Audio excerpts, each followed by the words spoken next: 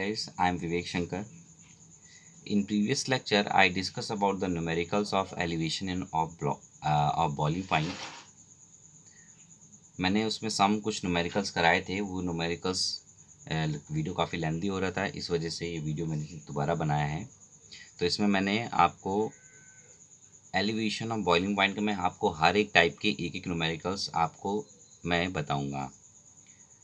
उसको किस तरह से करते हैं ये भी मैं आपको क्लियर कर दूंगा। फिर मैं आपको सीट दूंगा, जो कि आप सीट है सॉल्व करके मुझे देंगे। और कोई भी क्वेश्चन अगर आपको सीट में नहीं आता है तो आप मुझे पूछ सकते हो, मैं पार्टिकुलर उस पर आपको वीडियो बना के भेज दूंगा। सो गाइस, चलिए स्टार्ट करते हैं। नेक्स्ट क्वेश्चन जो है मेरा बोल रहा है a solution containing 0.73 gram of camphor, जिसका मॉलिक्यूलर जो मास होता है उसका होता है बेटा 152 इन 36.8 ग्राम ऑफ एसीटोन। तो बेटा एसीटोन क्या है, मेरा सॉल्वेंट है, और कैम्फर क्या है, मेरा सोल्यूट है। तो जो कैम्फर है मैंने उसका 7.3 ग्राम जो है वो मिक्स करा है ना, 3.68 ग्राम ऑफ एसीटोन में। और जो उसका बॉइलिंग पॉइंट है एसीटोन का बॉइलिंग पॉइंट है 56.3 डिग्री सेल्सियस, है ना। और जब आप कैम्फर डाल के उसको बॉईल करते हो तो उसका बॉइलिंग पॉइंट जाहिर सी बात है एलिवेट करेगा, बढ़ेगा, क्योंकि आपने सोल्यूट उसमें नॉन वोलेटाइल जो सोल्यूट है वो आपने ऐड किया हुआ है। तो जैसे आपने नॉन वोलेटाइल सोल्यूट ऐड किया है तो थोड़ा सा क्या होगा, बॉइलिंग पॉइंट बढ़ गया है, यानी 56.55 डिग्री सेल्सियस हो गया है। A solution of 0.564 gram of unknown compound, और आपने कोई अननोन कंपाउंड डाल दिया है इतने gram in the same weight of solvent. Same weight of solvent में आपने कोई अननोन क्या कर दिया बेटे, इतने ग्राम आपने कोई भी सोल्यूट उसमें ऐड कर दिया है। तो वो जो सोल्यूशन बना वो बॉयल हुआ है 56.46 डिग्री सेल्सियस पे। अब आपसे पूछ रहा है कि मोलर मास बता दीजिए, है ना, अननोन कंपाउंड का। तो आप आसानी से बता सकते हैं। सबसे पहले जो आपको गिवन है ना वो चीज़ें आप लिख लीजिए। तो आपको बेसिकली आपको दो सॉल्यूशंस गिवन हैं। एक तो आपका कैम्फर वाला सॉल्यूशन है, सॉल्यूशन कंटेनिंग कैम्फर। तो मैं यहाँ लिख सकता हूँ सॉल्यूशन कंटेनिंग कैम्फर, है ना। और सॉल्यूशन कंटेनिंग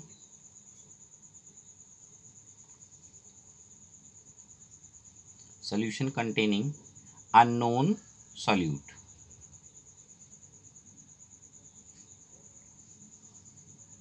ठीक है बेटे। तो इस तरह से मैंने दो जो मेरे सॉल्यूशंस थे मैंने उनको दो पार्ट में डिवाइड कर लिया है। आप जो भी गिवन है वो आप लिख सकते हो, इसके लिए क्या गिवन है और इसके लिए क्या गिवन है, आप दोनों तरफ लिख लीजिए ताकि आपको चीज़ें आसानी हो जाएंगी, बहुत आसान हो जाएगा। बस चीज़ों को आपको एनालाइज करना आना चाहिए बेटे। तो गाइस आप बताइए कि आपको वेट ऑफ सोल्यूट पता है। तो वेट ऑफ सोल्यूट जो गिवन है वो है 0.730 ग्राम, ये आपको गिवन है। और ये वेट है आपका कैम्फर का। साथ में आपको वेट ऑफ सॉल्वेंट भी गिवन है, वेट ऑफ सॉल्वेंट भी गिवन है। कितना है बेटा, 36.8 ग्राम आपको सॉल्वेंट भी गिवन है। क्योंकि अब आपका जो सॉल्यूशन है उसमें सॉल्वेंट का वेट सेम है, क्योंकि आपने यहाँ पर है ना इन the same weight of solvent, है ना। तो सेम वेट है सॉल्वेंट का, तो यहाँ पर भी वेट ऑफ सॉल्वेंट सेम ही होगा। वेट ऑफ सॉल्वेंट कितना है बेटा, 36.8 ग्राम। अच्छा, वेट ऑफ सोल्यूट यहाँ पर भी आपको गिवन है, वेट ऑफ सोल्यूट यहाँ पर भी आपको गिवन है। वेट ऑफ सोल्यूट कितना है बेटा, 0.564 ग्राम। अच्छा, ये अननोन है, ठीक है। और साथ ही साथ आपको क्या गिवन है, अगर मैं कैम्फर वाले सोल्यूशन में देखूं तो मुझे बॉइलिंग पॉइंट या बोल सकते हैं प्योर बॉइलिंग पॉइंट ऑफ जो एसीटोन है वो गिवन है। कितना है बेटा, 56.30 डिग्री सेल्सियस। तो सेम यहाँ पर भी आपने सेम ही सॉल्वेंट ले रखा है, तो यहाँ पर भी जो TB नॉट हैगा एसीटोन के लिए वो भी सेम ही होगा बेटे, है ना, 56.30 डिग्री सेल्सियस, ठीक है। साथ ही साथ आपको सॉल्यूशन, इसका जो सॉल्यूशन का जो टेम्परेचर पे जो बॉयल हुआ वो कौन सा टेम्परेचर, यानी है ना। टीबी को क्या बोलते हैं, बॉइलिंग पॉइंट ऑफ सॉल्यूशन। तो बॉइलिंग पॉइंट ऑफ जो सॉल्यूशन है आपका वो कितने बॉयल हुआ है, 56.55 डिग्री सेल्सियस पे। और ये कितने पे बॉयल हुआ है, क्योंकि ये बेटा अननोन वाला सॉल्यूशन है तो इसलिए इसको आप डैश लगा सकते हो, या फिर आप कोई भी इसमें, आपको पता होना चाहिए आप किस तरह से कर रहे हो। इसीलिए मैं हर एक चीज़ को एनालाइज कर रहा हूँ। अगर आपको गिवन चीज़ें सारी पता चल जाएंगी तो आपके लिए न्यूमेरिकल प्रॉब्लम बहुत ईजी हो जाती है। तो टीबी ऑफ सोल्यूशन ऑफ, या बोल सकते TB of unknown solution is कितना दे रखा है, 56.46 डिग्री सेल्सियस। तो आपको ये भी पता है, इसका आपको मोलर मास भी पता है, मोलर मास ऑफ सॉल्यूट भी आपको पता है बेटे, कितना है बेटे 0, है ना। मोलर मास ऑफ सॉल्यूट कितना दिया गया आपको, 152 है ना। ये इसका मोलर मास गिवन है। आपको इसका जो मोलर मास है अननोन का वो निकालना है। मोलर मास आपको क्या है बेटे, निकालना है ऑफ सॉल्यूट। और ये किसके लिए बेटा, अननोन के लिए है ना, अननोन के लिए ये आपको निकालना है। अच्छा, यहाँ पर भी आपको केबी की वैल्यू नहीं गिवन है और ना ही यहाँ पर भी आपको केबी की वैल्यू गिवन है। अच्छा, केबी की वैल्यू क्या होती, या केबी का मतलब क्या होता है, तो मैंने आपको बताया था केबी का मतलब होता है मोलर एलिवेशन कांस्टेंट।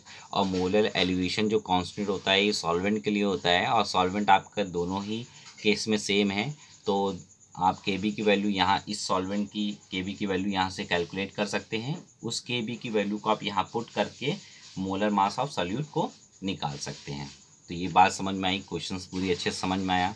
कहने का क्या मतलब था, उसका कहने का मतलब ये था कि भाई उसने एक सोल्यूशन में कैम्फर लिया है, एक सोल्यूशन में अननोन लिया है। कैम्फर का वेट उसने 0.73 ग्राम बताया है और साथ ही साथ उसका जो मोलर मास है वो 152 होता है। और जो कह सकता हूँ सॉल्वेंट का जो वेट है वो 36.8 ग्राम है, जो कि उसका बॉइलिंग पॉइंट भी आपको गिवन है और सोल्यूशन का बॉइलिंग पॉइंट भी आपको गिवन है। साथ ही साथ अगर आप अननोन वाले सोल्यूशन की बात करते हो तो अननोन वाले सोल्यूशन का आपको वेट भी गिवन है, आपको वेट ऑफ सॉल्वेंट भी गिवन है, आपको boiling point of pure acetone भी पता है, और बॉइलिंग पॉइंट ऑफ कह सकते हैं अननोन सोल्यूशन भी आपको गिवन है। तो मोलर मास आप आसानी से निकाल सकते हैं, बस आपको यहाँ से केबी के वैल्यू चाहिए रहेगा। तो इसकी कुछ शॉर्ट ट्रिक्स भी होती हैं, एक लाइन में भी इस क्वेश्चन को कर सकते हैं, बट मुझे आपका जो कॉन्सेप्ट है वो क्लियर करना है, क्योंकि कॉन्सेप्ट क्लियर हो जाएगा तो आपको काफ़ी चीज़ें आसानी से एनालाइज होने लगेंगी। तो गाइस मैं यहाँ से निकाल सकता हूँ, आपने पढ़ा है delta T B is equal to K B into molarity, यही तो आपने पढ़ा है, ठीक है। ये मैं इसको दो पार्ट में इसलिए पार्ट करके चल रहा हूँ ताकि आपके लिए चीज़ें बहुत आसान हो जाए, है ना। तो अब इसको मैं थोड़ा सा ओपन कर देता हूँ। तो फाइनल माइनस इनिशियल होगा तो टी बी है ना, आप लिख सकते हो T B minus T B naught. क्यों, डेल्टा टी बी का तो मतलब यही होता है T B minus T B naught. क्यों भाई, यहाँ तक तो कोई डाउट तो है नहीं आपको, वेरी गुड। साथ ही साथ के बी का वैल्यू आपको निकालना है ना।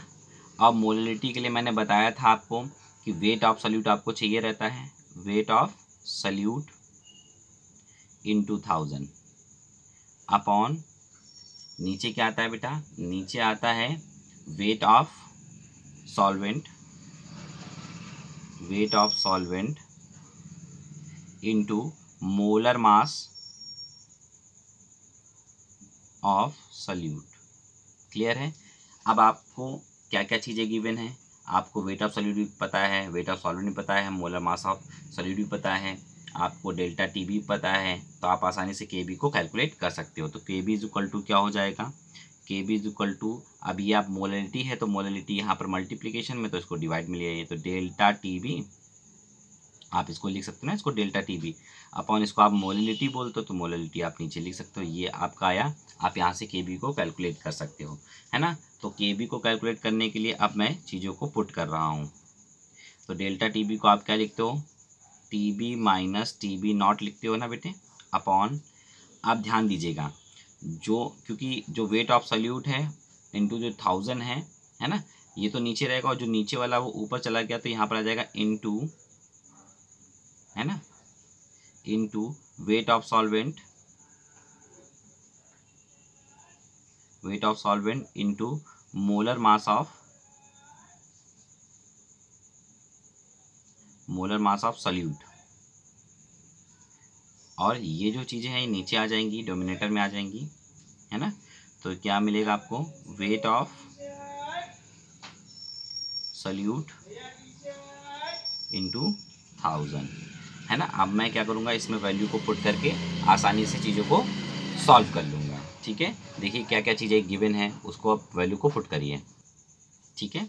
तो टी बी और टी बी नॉट को अगर आप माइनस करिए, है ना, आप इसको इससे माइनस करेंगे तो कितना आएगा बेटे, देखिएगा ये आ जाएगा 0.25 इंटू 152, ये देखिए मोलर मास है कैम्फर का, लिख दिया, इंटू वेट ऑफ सॉल्वेंट कितना है बेटा, वेट ऑफ सॉल्वेंट आपको गिवन है 36.8 ग्राम, अपॉन डिनोमिनेटर में क्या गया, वेट ऑफ सॉल्यूट 0.73, है ना, 6 था बेटे, यहाँ 6 है, यहाँ 6 कर लीजिएगा, 6 इंटू आप यहाँ पर क्या, ये आपका कितना दे रखा है 1000, तो 1000 से यहाँ पर मल्टीप्लाई कर दीजिए। आप इसको सॉल्व कर लीजिए, जब इसको सॉल्व करेंगे तो आ जाएगा बेटा 1.92 केल्विन केजी पर मोल, ठीक है। ये केबी की वैल्यू आपको पता चल गई। ये केबी की वैल्यू किसके लिए निकली बेटा, एसीटोन के लिए। ये बात क्लियर हो गई बेटे, किस तरह से सॉल्व हुआ, कॉन्सेप्ट आपको समझ में आ गया। कैलकुलेशन बेटा आपको खुद ही करनी है, केवल मैं आपको कॉन्सेप्ट समझा सकता हूँ, क्योंकि कॉन्सेप्ट ही समझने वाला होता है, कैलकुलेशन तो आप खुद ही करेंगे, ठीक है।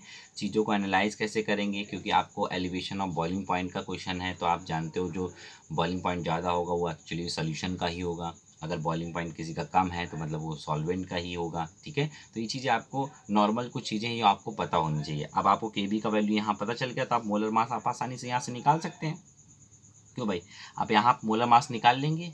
चलिए मैं आपके लिए निकालने के लिए फार्मूला लिख देता हूँ, फिर बाद में आप क्या करिएगा, उसमें वैल्यू पुट करके आसानी से आप निकाल सकते हैं। तो आप बताइए, आपने पढ़ा था डेल्टा टी बी, है ना, is equal to K B into molarity, यही तो आपने पढ़ा था।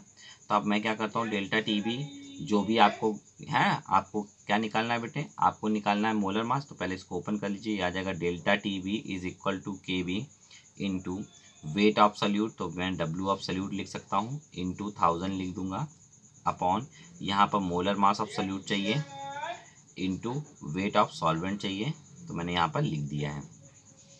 आप क्या करिए, आप क्योंकि आपको मोलर मास ऑफ सॉल्यूट चाहिए, तो आप इसको उठा के इधर ले, डेल्टा टी बी नीचे आ जाएगा, तो आ जाएगा molar mass of solute is equal to K B into weight of solute into 1000, है ना, दिख रहा है आपको, इंटू 1000। चलिए मैं आप दिख रहा होगा, ठीक है।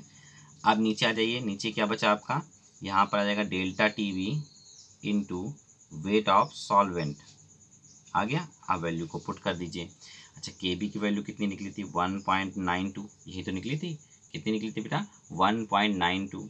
अब इंटू क्या है बेटा, 1000 तो आपके पास है ही है, साथ में वेट ऑफ सॉल्यूट आपने कितना ले रखा है, तो वेट ऑफ सॉल्यूट है 0.564, कितना है 0.564 divided by delta T B की वैल्यू कितनी है बेटा, तो डेल्टा टी बी की वैल्यू आएगी 0.16। कब आएगी, जब आपका ये आपको पता है ये सॉल्यूशन का है और ये सॉल्वेंट का है, जब आप इसको इससे माइनस कर दोगे, है ना, टीबी को टीबी नॉट से, सॉरी टीबी नॉट को टीबी से क्या कर दोगे बेटा, माइनस कर दोगे, तो आपको वैल्यू मिल जाएगी, है ना, डेल्टा टीबी की।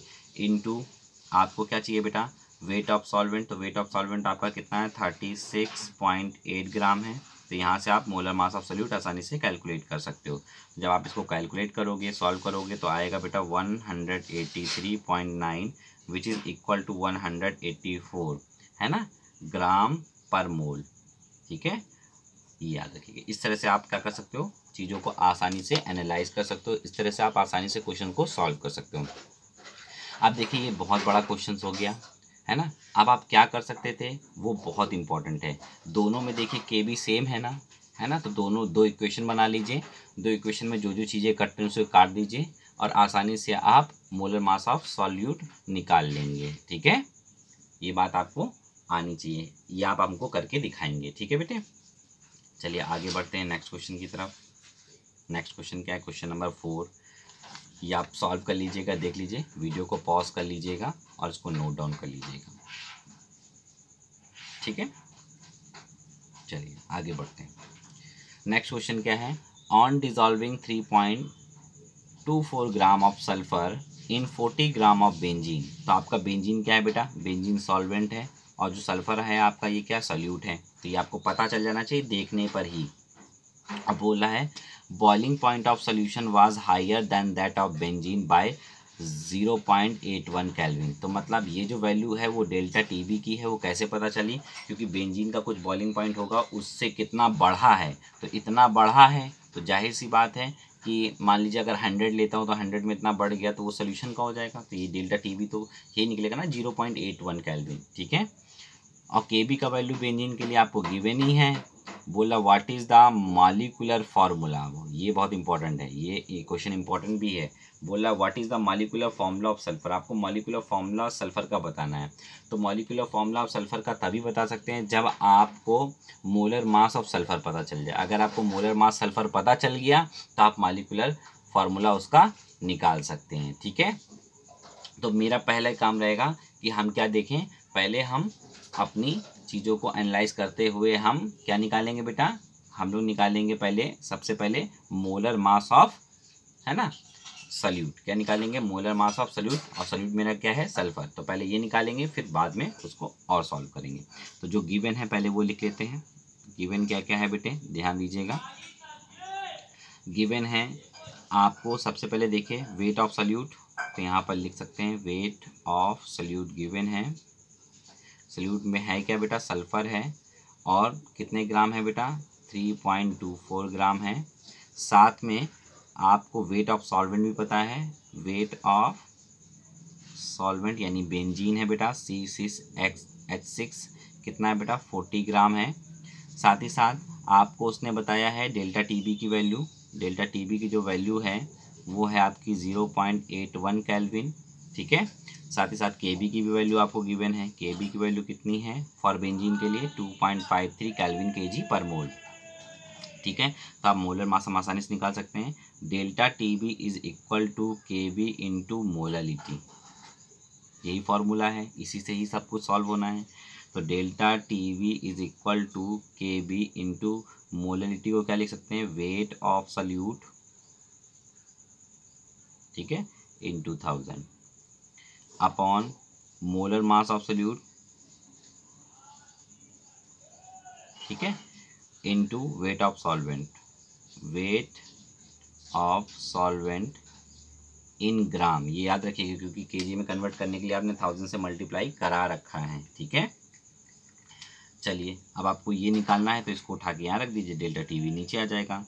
तो molar mass of solute is equal to आ जाएगा K B into weight of solute into 1000 upon यहाँ आ जाएगा बेटा delta T B into weight of solvent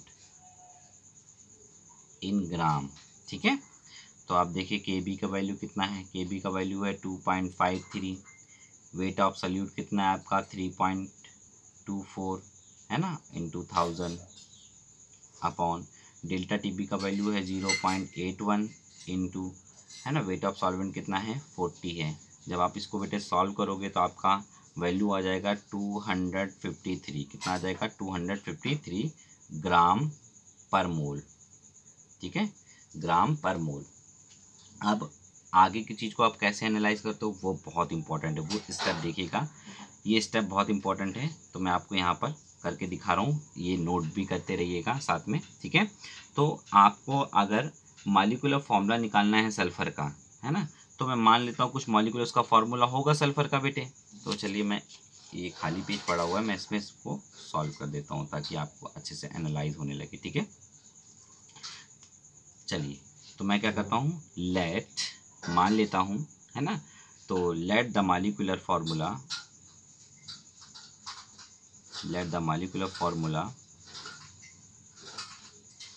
है ना, किसका मॉलिक्यूलर फार्मूला निकाले बेटा, सल्फर का, ऑफ सल्फर, है ना, क्या होगा बेटा, एस एक्स हो सकता है बेटे, कुछ भी हो सकता है। अब मुझे x की वैल्यू को कैलकुलेट करना है, वो कैसे कैलकुलेट कर सकते हो वो इम्पोर्टेंट है। तो आप बताइए एटॉमिक वेट आपको पता है, एटॉमिक वेट ऑफ सल्फर जो होता है वो होता है बेटा 32, कितना होता है 32। तो आपको क्या पता चला, मॉलिक्यूलर वेट आप निकाल सकते हो। अच्छा, मॉलिक्यूलर मास जो है वो कितना निकला है, मॉलिक्यूलर मास आपका होगा 32x। कितना होगा, 32x। तो अब आपको पता है 32x जो है वो किसके बराबर होगा, 32x जो होगा बेटे ये इस मोलर मास के बराबर होगा 253। तो यहाँ x की वैल्यू निकाल लीजिए, 253 डिवाइडेड बाय 32, तो ये लगभग जाएगा आपका 7.91। इसको अज्यूम कर लीजिए 8, यानी जो आपका molar mass sorry molecular formula निकलेगा वो निकलेगा S8। क्या निकलेगा बेटे, S8। तो इस तरह से हम लोग क्या निकालते हैं, मॉलिक्यूलर फार्मूला निकालते हैं। किससे, जब हमें मॉलिक्यूलर मास पता हो तो हम क्या कर सकते हैं, मॉलिक्यूलर फार्मूला को आइडेंटिफाई कर सकते हैं, यानी निकाल सकते हैं, उसको आसानी से सॉल्व कर सकते हैं। तो बेटे आपको ये क्वेश्चन समझ में आ गया। इस टाइप के जो क्वेश्चन हैं मैंने आपको सॉल्व करा दिए हैं। अब मैं आपको चेक करने के लिए इस वीडियो में आपको एक क्वेश्चन दे रहा हूँ जिसको आपको मुझे करके दिखाना है। एक्चुअली में ये क्वेश्चंस हैं, आप इसको नोट कर लीजिए और आप मुझे ये क्वेश्चन करके दिखाएंगे। ठीक है, देखता हूँ कि आप ये क्वेश्चन कर पाते हैं कि नहीं कर पाते हैं। ठीक है, अगर नहीं कर पाते तो फिर मैं सारे ही क्वेश्चन कराऊंगा, आपको कोई बहुत बड़ी चीज़ नहीं है, बट आप धीरे धीरे कोशिश एक बार ट्राई करिए। ठीक है, ट्राई करिए, होगा। और मैं आपको बहुत सारी सीट प्रोवाइड करूंगा, उसमें बहुत सारे न्यूमेरिकल्स होंगे, क्योंकि सॉल्यूशन चैप्टर से मोस्टली जो बोर्ड एग्जामिनेशन में पूछे जाते हैं वो न्यूमेरिकल्स ही होते हैं। और हर बार इससे 3 या 5 नंबर का जो क्वेश्चन होता है न्यूमेरिकल बेस्ड वो ज़रूर आता है। तो अगर मेरा वीडियो आपको अच्छा लगे, thank you so much for watching my video, and like and subscribe करना ना भूलें और कमेंट भी कर दीजिएगा। Thank you so much.